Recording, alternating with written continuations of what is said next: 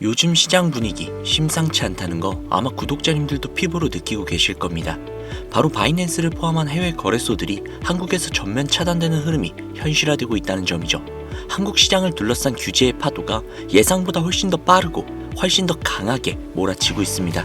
여기에 더해서 여러 거시적 변수들까지 겹쳐지면서 현재 XRP의 가격이 힘을 쓰지 못하고 있는 그런 상황입니다. 그런데 말입니다. 이 조용한 구간에서 한국을 중심으로 시장의 판이 뒤집힐 수 있는 정황이 분명하게 포착이 되고 있습니다. 지금 이 시장에서 과연 어떤 일들이 벌어지고 있는지 오늘 영상에서 차분하게 풀어보도록 하겠습니다. 영상 시작할게요.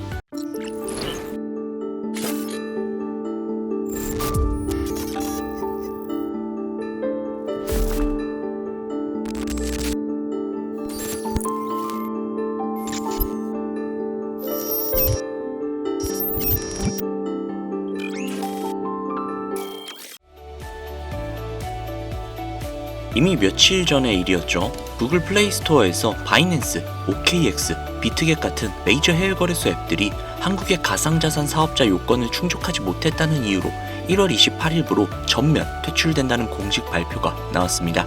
이제 채 이틀도 남지 않은 시점인데 애플 앱스토어도 상황은 크게 다르지 않습니다. 애플은 그동안 구글보다 훨씬 더 보수적이고 폐쇄적인 정책을 유지해왔죠. 과거 사례들을 떠올려보시면 됩니다. 2025년 4월 금융위원회가 미신고 해외 거래소 접속 차단을 발표했을 때 구글이 먼저 움직이자 애플은 기다렸다는 듯 동일한 가이드라인을 그대로 적용했습니다. 지금도 구조는 똑같습니다. 구글이 먼저 깃발을 들었고 애플 역시 조만간 한국 앱스토어에서 해외 거래소들을 전면 차단할 가능성이 매우 높습니다. 이것은 추측이 아닙니다. 규제 당국의 기조와 글로벌 플랫폼 기업의 정책 흐름들을 보면 이미 방향은 정해져 있다라고 봐야 합니다. 자, 그러면 여기에서 반드시 던져야 할 질문이 한 가지가 있죠. 바이낸스는 막히고 애플까지 문을 닫으면 그동안 해외 거래소에 머물고 있던 한국인들의 천문학적인 자금은 도대체 어디로 갈까요? 사라질까요? 증발할까요? 저는 그렇게 보지 않습니다. 이 자금은 결국 다시 국내 거래소, 그 중에서도 업비트라는 거대한 댐으로 다시 되돌아올 수밖에 없는 구조라고 보고 있습니다. 2025년 한 해 동안 한국에서 해외 거래소로 빠져나간 자금의 규모 얼마인지 혹시 아십니까? 무려 160조 원입니다. 감이 잘 안 오실 수도 있는데 이건 웬만한 대기업 시가총액을 훌쩍 넘는 금액입니다. 참고로 현재 리플의 시가총액이 약 170조 원 수준입니다. 즉 해외에 나가 있는 한국의 자금들만으로도 리플 시장 전체를 흔들 수 있는 규모라는 겁니다. 그렇다면 질문은 여기로 이어집니다. 왜 지금 그 자금이 비트코인도 이더리움도 아닌 XRP로 몰릴 가능성이 높을까? 이유는 아주 단순하고 명확합니다. 한국 투자자들이 가장 많이 보유하고 가장 익숙하며 실제 전송수단으로 가장 신뢰되는 코인, 바로 리플이기 때문이죠. 실제로 2025년 한 해 동안 업비트에서 가장 많은 거래량을 기록한 종목, 바로 XRP였습니다. 전 세계 1위 거래소인 바이낸스가 보유한 XRP의 물량은 약 25억 개. 그런데 놀랍게도 한국의 업비트가 보유한 XRP는 약 62억 개에 달합니다. 이것이 의미하는 바는 분명하죠. 한국 시장이 이미 전 세계 XRP 유동성의 핵심 기지라는 뜻입니다. 이제 한 가지의 상황을 가정을 해볼게요. 구독자님들이 해외 거래소에 비트코인, 솔라나, 그리고 기타 알트코인들을 보유하고 있는 투자자라고 해봅시다. 앱 업데이트가 막히고 접속이 불안해지기 시작하면 가장 먼저 어떤 걸 하시겠습니까? 당연히 자산을 국내로 옮기려고 하겠죠. 그런데 이때 문제가 생깁니다.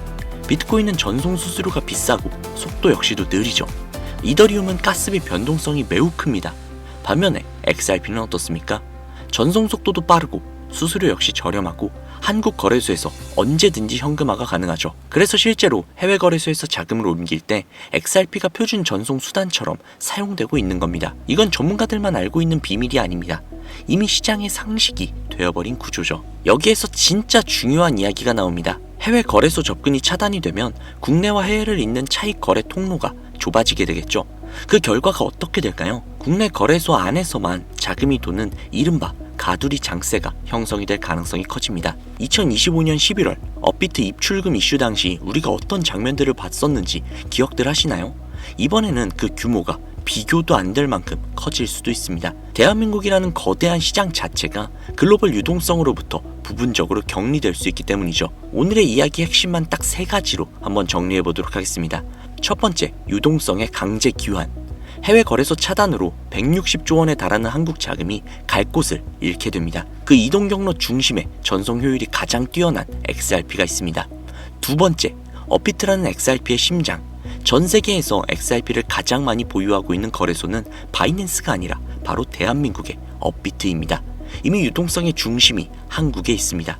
세 번째, 폐쇄적인 환경이 만드는 폭발력. 차익거래 통로가 막히게 되면 국내 수요만으로도 가격이 독자적으로 형성이 될 수 있습니다. 이건 과거에도 여러 번 확인이 되었던 그런 구조죠. 오늘 말씀드린 내용이 조금은 무겁고 충격적으로도 들리실 수 있을 겁니다. 구글에 이어서 애플까지 해외 거래소를 차단하고 있다는 소식은 분명히 어마어마한 이슈죠. 하지만 반드시 기억하셔야 합니다. 위기는 언제나 유동성이 어디로 몰리는지를 정확하게 읽는 사람에게 기회가 될 수 있습니다. 물론 모든 투자의 책임은 각자에게 있습니다만 무리한 투자는 반드시 경계하셔야만 합니다. 다만 지금 이 시점에서 데이터와 구조가 어디를 가리키고 있는지 차분하게 보실 필요가 있습니다. 지금까지 리플 이야기를 꽤 길게 한번 해봤습니다. 최대한 쉽게 그리고 조금이나마 도움이 될 만한 내용들로 담아봤는데요. 아마 그래도 여전히 머리가 아프실 것 같아서 조금 재미있고 흥미로운 사실 한 가지를 알려드릴게요. 현재 은퇴를 한 주식계의 거장 워렌 버핏, 아마 다들 알고 계실 겁니다. 워렌 버핏의 추정 자산은 2026년 초 기준 약 1,500억 달러, 한화로 무려 220조 원 가량이 되는 세계 6위의 거부입니다. 그가 이끌었던 회사인 버크셔의 서유이는 2025년 3분기 기준 사상 최대 규모인 약 3,817억 달러, 한화로 550조 원에 달하는 현금 및 현금성 자산을 보유하고 있었다 하죠. 또한 버크셔의 서유의 시가총액은 2026년 초 기준 1.1조 달러, 한화로 무려 1,600조가 넘는 막대한 시총을 자랑하고 있는 초거대 기업입니다. 그리고 워렌 버핏은 60년간 버크셔 해서웨이를 이끌면서 약 610만%라는 경이로운 수치의 누적 수익률을 기록하는 살아있는 전설이자 신화와도 같은 인물이죠. 우리는 늘 그의 수익률을 동경하며 그와 같은 투자를 하길 원했죠. 그런 그가 우리가 투자하고 있는 리플에 투자하고 있다는 사실을 알고 계셨나요? 아메리칸 익스프레스라는 회사 많이들 들어보셨을 겁니다. 미국에서 가장 큰 규모의 신용카드 회사이자 은행업을 중심으로 한 금융업의 대표 주자죠. 그리고 이 회사는 워렌 버핏이 최대 주주로서 20%가량의 지분을 보유하고 있다는 사실 다들 알고 계셨나요? 거기에 뱅가드 그룹과 블랙록이 각각 6.3%와 6.1% 정도를 보유하고 있는 미국에서 가장 유망한 기업 중 하나라는 겁니다. 이런 아메리칸 익스프레스의 핵심 파트너가 바로 리플이라는 것이죠. 또한 과거 아메리칸 익스프레스는 이미 송금을 위해 리플을 채택하기도 했습니다. 그간 투자로서 수백조 원이 넘는 돈을 벌어들인 전 세계의 최고의 투자자가 리플과 협업을 하고 리플로 결제를 하고 리플을 투자하고 있는 회사를 보유하고 있다는 겁니다. 워렌 버핏은 가치 투자의 신입니다. 지금 당장은 큰 수익을 벌지 못할지라도 막대한 비전을 갖고 있는 곳이라면 투자를 하고 기다리는 그런 사람이죠. 그렇게 우리가 투자를 한 리플, 지금 당장은 조금 지치더라도, 당장은 조금 힘들더라도 충분히 버틸 만한 값어치가 있다는 뜻 아닐까요? 물론 이런 말씀을 하시는 분들도 계실 겁니다. 나는 지금 당장의 수익이 더욱더 절실하다 라는 분들이요. 사실 우리가 얼마나 대단한 깜냥이 있겠다고 워렌 버핏식 투자를 따라 하겠습니까? 사실 우리 같은 서민들은 수백억, 수천억 이런 거 솔직히 바라지도 않잖아요. 당장 투자를 한 내 자금 100만원, 1000만원, 1억이 그냥 몇 배 정도 올라가면 소원이 없겠다 이러시는 분들이 분명히 계실 겁니다. 그래서 제가 준비를 한 게 있습니다. 버크셔 해서웨이가 현재 투자하고 있는 기업들의 목록인데요. 여기서 보시면 오늘 여러 번 말씀드렸던 아메리칸 익스프레스가 보이죠. 그리고 뱅크 오브 아메리카와 쉐브론 코퍼레이션, 옥시덴탈 페트롤리움, 그리고 비자 마스터카드, 이 회사들의 공통점이 뭘까요? 금융, 결제, 에너지, 즉 금융 AI 관련 기업들입니다. 제가 좀 궁금했어요. 사실 요즘 가장 핫한 키워드가 AI고, 그리고 그 AI로 인해 에너지 문제가 가장 대두가 되고 있죠. 그래서 궁금하더라고요. 과연 워렌 버핏도 버크셔 해서웨이도 AI와 에너지 관련 기업에 투자를 하고 있을까?